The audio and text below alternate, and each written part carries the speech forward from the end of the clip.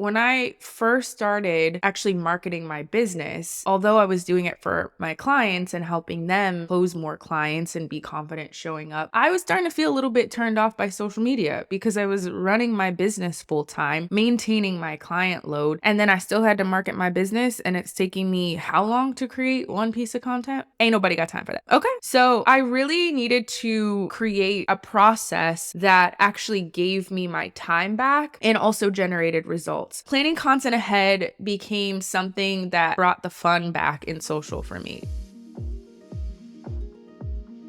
Welcome to Building Unapologetically, the podcast where we dive into the raw journey of personal growth, business building, and faith-infused strategies. I'm your host, Jordan Guyton, and I'm here to share my unfiltered highs, lows, and the lessons I've learned along the way. Get ready to be inspired, challenged, and empowered to build your dreams unapologetically.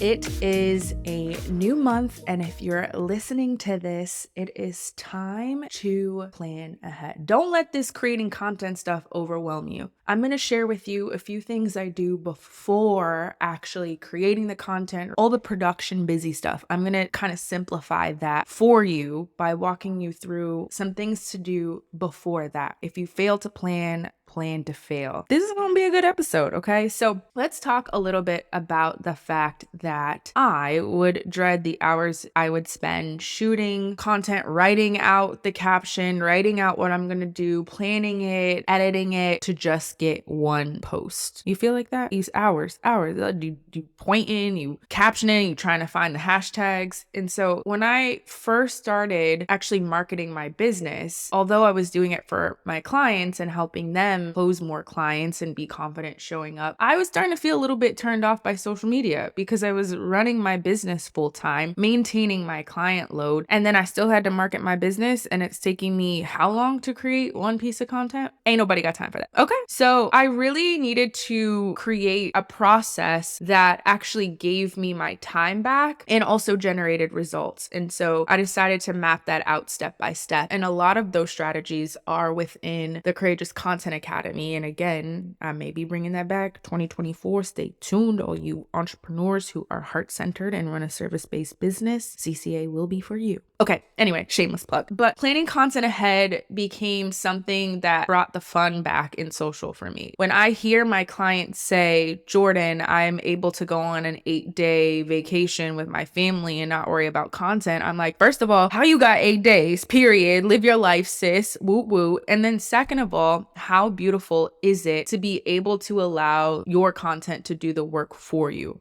to be able to really enjoy why you're running this business, which is your family, your friends, your me time, your travel, your solo time, whatever that is for you, right? You're able to do that. And then when you do sit back in the saddle and snap back into reality, there are sales coming through. There are sales calls booked. There are people in your DMs. That is the beautiful harmony of content creation and it doing the work for you so that you're not always on. I don't want to be always on. It's exhausting. Okay. So I really want to talk about a few things that I think have been crucial when it comes to planning ahead. And per usual, I'll be sharing a resource if you haven't gotten it yet, the Profitable Content Roadmap. It's a free download to really help you start planning as we start to bring this year to a close. Let's get into it. So, number one, I really think it's so important when we're in this, I don't want to say rat race, but when we know as business owners that content creation is a part of our business in order to market it and generate clients, the right clients, that sometimes we forget to reflect on what worked. There's this, I don't know what it is. It's this thing we've put on ourselves as business owners that every single piece of content has to be new. It has to be from scratch, baby. Like it has to be top tier, the first thing, first of its kind. No, it doesn't. So what's really important for me when I start to think about mapping out my content for the month ahead, or if I'm doing week to week, it just depends on my life be lifing, right? You get it. That I look at what worked. Where was my audience most engaged? Where did someone book a call? Where did someone shoot me a DM and ask me about a program or a course? Where did that come from? What was that piece of content? It's so important for me to look at I call it high performance content. Those of you that are my CCA alumni, I or have ever worked with me, you know, high performance content is queen. It is the content that generates engagement. It is the content that feels good to you. I think that's huge. And then last but not least, when you make a sale that it trumps any view, right? I take one sale over 100,000 views on a reel personally. Anybody else? Anybody else in the building? So I reflect on what works and I pick a few of those content pieces and I put them on my calendar. I say, let's do this again. Let's not reinvent the wheel. Maybe heck, I'll even keep the caption the same and tweak it a little bit. We don't have to create from scratch every single time. What worked and can you expand on it? I'll give you an example just for context. I remember doing a reel talking about important things to do when going live. And one of the things that I said within that reel where I pointed to was ask for the sale. And that was a piece of content that month that got so much engagement. And I looked in the comments and a question that I kept seeing over and over was, what does ask for the sale mean? And so what I did was I put an ask for the sale piece of content on my calendar for the upcoming month where I did a whole IG live talking about the importance of asking for the sale and how to do so. And another piece of content that does well for me is 3 everyday moments that you can turn into reels. I've probably done that 11 times and it still performs well. I said what I said, right?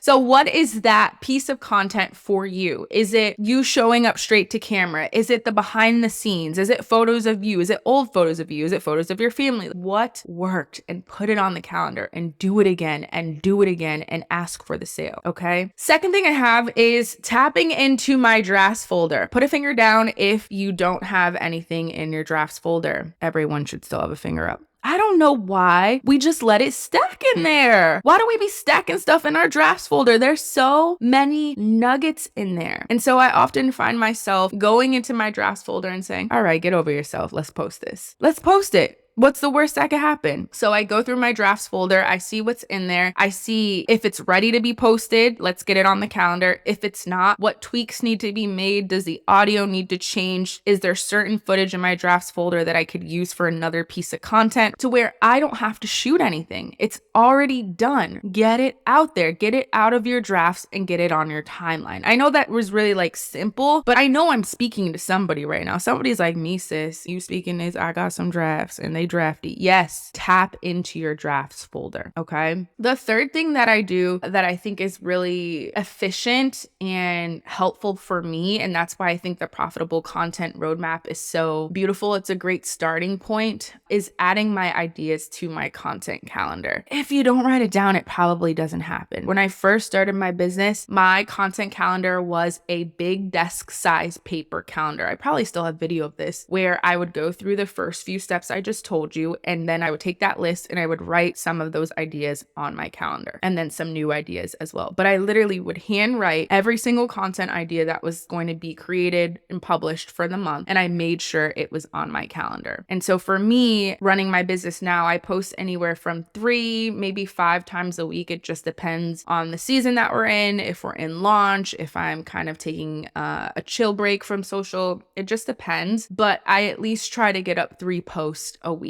My calendar had that, my desk calendar. And then I moved into a Google Drive calendar. So in the profitable content roadmap, you have, I think we did at least a month of where you can add content ideas to your calendar. You literally can write them in. That's what I was doing on Google Drive. And I was like, okay, let's make this super simple. Now I use a CRM. CRM stands for Customer Relationship Management. It's a technology for managing all your company's relationships and interactions with customers and potential customers. So I use something called ClickUp. If you're interested in learning more about ClickUp, just feel free to DM me. I do have an affiliate link if you want to check it out. But all of my full content calendar is now on ClickUp so that my team can collaborate with me on creating content cross platforms. On LinkedIn and Instagram is kind of where we post the majority of my content. So my VA, Francesca, shout out to Francesca, and my my graphics designer slash podcast producer, shout out to Tiana, be helping me put my content together.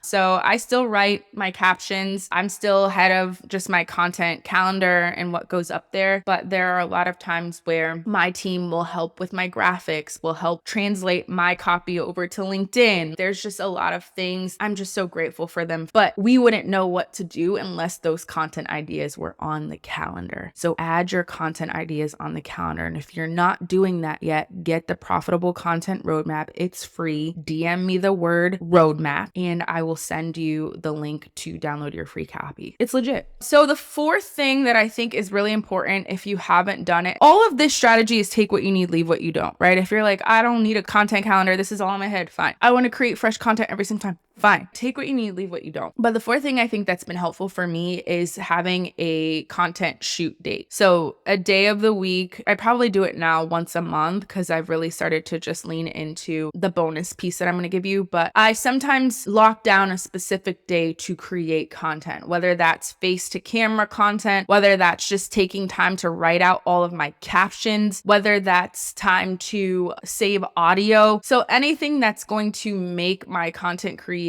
seamless, that's what that shoot day is for. It's for shooting that content. If I don't have content to shoot that day, then I'm actually batching captions or I'm batching audio, whatever that is, or I'm doing what I'm talking about right now, mapping out content. But having those days in CCA, we called it creative flow, having those creative flow days to just tap into your creativity and work on your content instead of always feeling like you're playing catch up makes a difference. So I probably do this once a month or every other week. That feels good to me. I used to do it every week, every Thursday. Now I do it every other Friday-ish, and I spend about 2 to 3 hours. I try not to overload myself, or the word's not burnout. So it's overload, or I want to feel complete. I don't want to overdo it. When I feel like I've hit it, I keep it moving. Like we're not going to overproduce or make things feel not genuine, fake or funky or forced. I don't want that. So that's what I think is really important. Sticking to those days and honoring those shoot days, honoring those creative flow days. It makes a difference. And then the last thing, this is going to sound very practical, but showing up for that, showing up for the shoot days and actually getting your content posted like that. That's why the drafts be drafting, because we get all this content. We're like, oh, we gonna post this. And then it doesn't happen. So really making sure that you execute and press publish or schedule your content. I don't schedule my content that much. I really enjoy posting in real time so I can engage with my audience. But I know that Meta Business Suite has a free way for you to schedule your content straight through Facebook Meta. You can also schedule your content on LinkedIn. Me and my team, we do schedule my LinkedIn content. It's a set it and forget it, and we do it at the top of the month because a lot of the content we're doing is being translated from Instagram since we have such a large library, and I've just started getting more consistent on LinkedIn. But ensuring that something is going up and we're not doing all of this work in vain, that someone's testimony, someone's breakthrough, someone's next chapter is not on hold because it's sitting in their drafts folder. So we can plan, but if you're not executing, then what's the point? So I'm going to give you a little bonus tea when it comes to something I've been really getting into now. And I'm sure a few of you have heard me talk about it, but it's this idea of be the content. Be the content is really allowing yourself to just do that. We're not shooting content where we're quote unquote performing or talking to camera or educating. Like we're literally taking daily moments in our lives, running a business or just being our CEO whole selves and recording content that we can use to add value. So some examples could be working on your computer, recording your podcast, doing a sales call, shooting your content, mapping out your week, solo time, going to the gym, planning your day, journaling. These are all just be the content moments where you can simply just set up your tripod. If you don't have a tripod, put a stack of books there and put your phone in front of it. Been there, done that, still do it, and just allow your phone to record just short bursts of content. And with that type of be the content, you can put copy over it. You can find motivational audio, that trending audio, and take what the person is saying and add the text there. You can do a voiceover. You could put together a mashup of things in the past. Like there's just so much you can do with that be the content. content. So I would encourage you, as you're writing out your content plan, what are 5 moments that I can capture where I'm simply being the content, and just ensure that it happens. And that's 5 pieces of content right there. That was a gem. A moment of silence for that gem.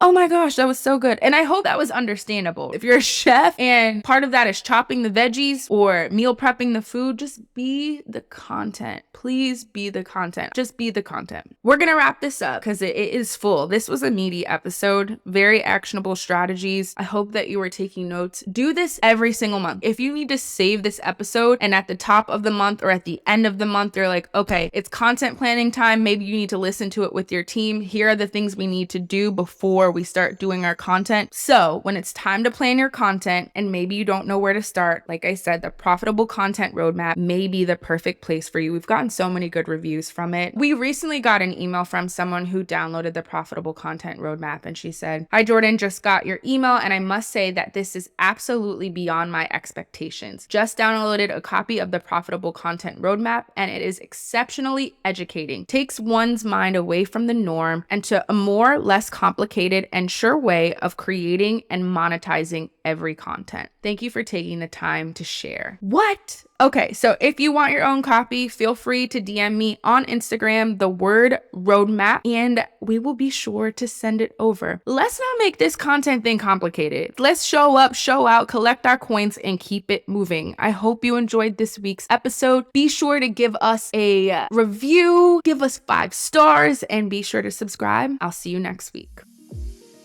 Thank you so much for tuning in to Building Unapologetically. If you enjoyed this episode, make sure to leave us a review on Apple Podcasts, a 5-star rating, and share this episode in your Instagram stories ASAP. Don't forget to tag me at Jordan Guyton.